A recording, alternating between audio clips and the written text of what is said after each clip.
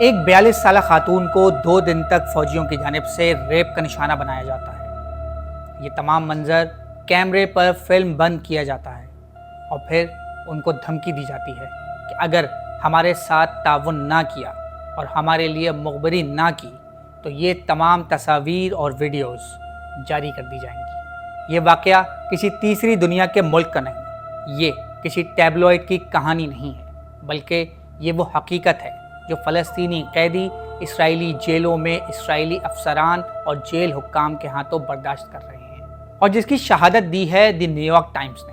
جن کے لکھاری نکولس کرسٹوف نے ایسے درجن بھر سے زائد فلسطینی قیدیوں سے بات چیت کی ہے جنہوں نے اسرائیلی قید میں اس اذیت ناک صورتحال کا سامنا کیا ہے، اور اس میں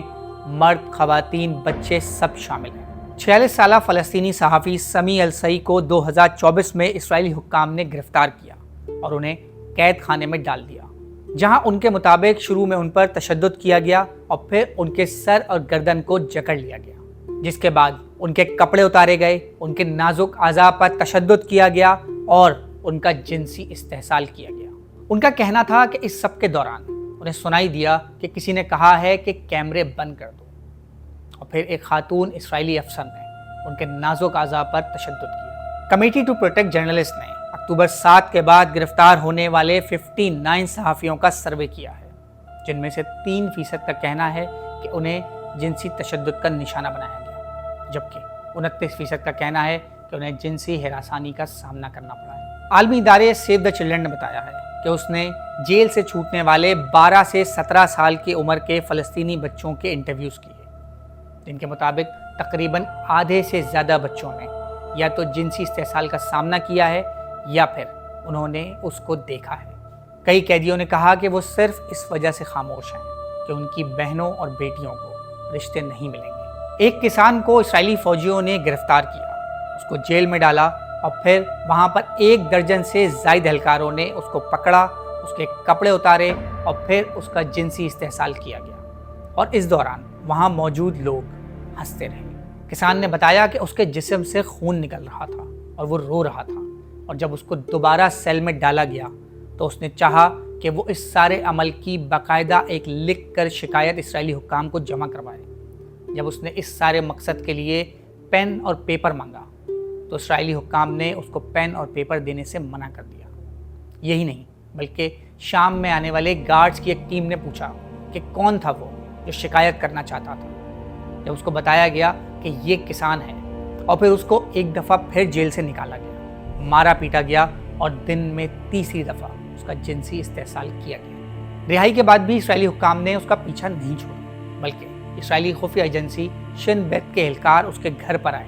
اور کہا کہ وہ اس حوالے سے کوئی بھی معلومات شیئر کرنے سے باز رہے۔ 2024 میں ایسا ہی ایک واقعہ اس وقت منظر عام پر آیا جب اسرائیلی فوجیوں کو ایک CCTV کیمرے نے غزہ سے تعلق رکھنے والے ایک فلسطینی قیدی کا جنسی استحصال کرتے ہوئے پکڑ لیا۔ معاملہ سامنے آنے کے فوراً بعد اسرائیلی حکام نے ان 9 فوجیوں کو معطل کر دیا، مگر پھر اسرائیلی شدت پسند گروہوں نے جیل پر حملہ کیا اور اسرائیلی حکام سے مطالبہ کیا کہ ان فوجیوں کو چھوڑا جائے، اور بالآخر ان فوجیوں کے خلاف چارجز ڈراپ کرنے پڑے اور ان کو دوبارہ ڈیوٹی جوائن کرنے کا کہا گیا۔ اسرائیلی وزیر اعظم بنجامن نیتن یاہو نے اس فیصلے کا خیر مقدم کیا، اور ان کا کہنا تھا کہ اسرائیلی ریاست کو اس کے دشمنوں کے پیچھے جانا چاہیے، نہ کہ اپنے بہادر لڑنے والوں کے پیچھے۔ نیو یارک ٹائمز میں چھپنے والی نکولس کرسٹوف کی اس رپورٹ میں کہا گیا ہے کہ زیادتی کا نشانہ بننے والے زیادہ تر فلسطینی قیدی مرد ہیں، مگر ایک 23 سالہ فلسطینی لڑکی کی جانب سے بتایا گیا کہ جب ان کو جیل منتقل کیا گیا تو وہاں موجود خاتون اسرائیلی حکام کی جانب سے ان کو برہنہ کیا گیا، اور پھر وہاں اچانک ایک مرد بھی آ گیا، اور پھر اگلے کچھ روز تک یہی عمل روزانہ کی بنیاد پر ان کے ساتھ ہوتا رہا، جس کے دوران نہ صرف خاتون اسرائیلی حکام موجود ہوتے تھے بلکہ مرد اسرائیلی حکام بھی وہاں موجود تھے۔ تلاشی کے اس عمل کے دوران ان کے جسم پر ہاتھ لگایا جاتا اور انہیں مارا پیٹا جاتا۔ ان کا کہنا تھا کہ انہیں نہیں معلوم کہ اس سارے عمل کے دوران ان کا ریپ کیا گیا یا نہیں۔ اسرائیلی فوجیوں کی جانب سے ان کو دھمکی دی گئی کہ وہ ان کی والدہ اور بھانجی کا بھی ریپ کر دیں گے، اور اگر انہوں نے اس حوالے سے کوئی بھی معلومات کسی سے شیئر کرنے کی کوشش کی تو ان کے والد کو مار دیا جائے گا۔ जिनसी इस्तेसाल जैसे अमल का इस्तेमाल ना सिर्फ इसराइली फ़ौजियों की जानिब से किया गया है, बल्कि इसराइली सेटलर्स जो फ़लस्तीनी आबादियों पर हमले करते हैं, उनकी जानिब से भी इसका इस्तेमाल बतौर हथियार सामने आया है। मकबूजा वादी उर्दन में रहने वाले एक 29 साला अरब बुद्धू जो किसान भी हैं, उन्होंने बताया कि एक रोज़ इसराइली सेटलर्स उनके इलाके में घुस आए।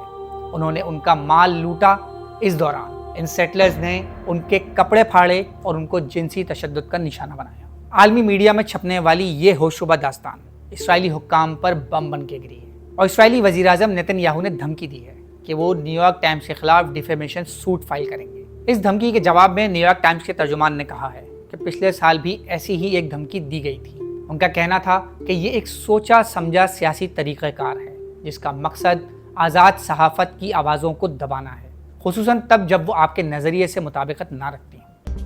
मज़ीद न्यूज़ अपडेट्स और डिजिटल स्टोरीज के लिए सब्सक्राइब करें डॉन न्यूज़ पाकिस्तान।